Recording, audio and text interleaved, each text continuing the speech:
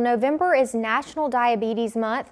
The American Diabetes Association says nearly half of all Americans has diabetes or pre-diabetes. Charity Johnson spoke with a local dietitian about how to help Mississippians with the disease and has more.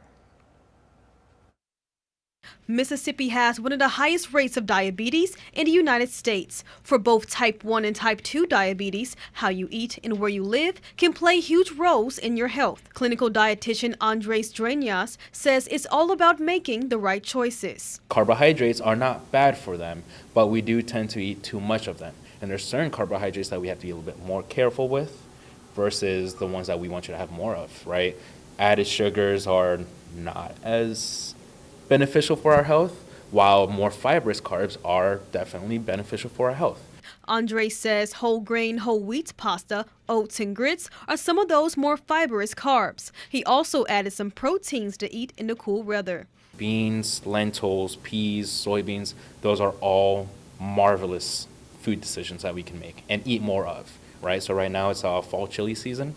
It's a great time to eat your beans that are very fibrous and very nutrient dense. Andre says carbs should only be a quarter of your Thanksgiving plate, like sweet potatoes or dressing. He also recommends physical activity and reading nutrition labels for his diabetic patients. He says excessive body fat is one of the top causes of type 2 diabetes. A lot of people like to attribute carbohydrate intake to the development of type 2 diabetes. That's not necessarily true.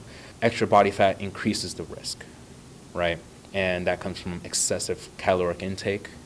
Right, so if we continue overeating, that can increase your risk. American Diabetes Association says Mississippi ranks number 3 in states most affected by obesity. Andres helps his patients develop a plan for eating better based on their circumstances. The Diabetes Association says treating obesity can help prevent or delay type 2 diabetes.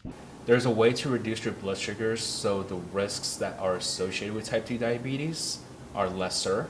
If you can get your A1C to less than 6.4, put it maybe in the 5.9s, 5.5s, that ballpark, that is a good indicator that you're doing right.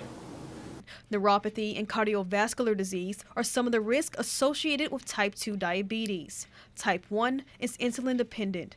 Telling your story in Columbus, Charity Johnson, WCBI News. Andre says excessive thirst or frequent urination could be signs of diabetes. He recommends getting regular checkups and talking with your primary doctor to be sure.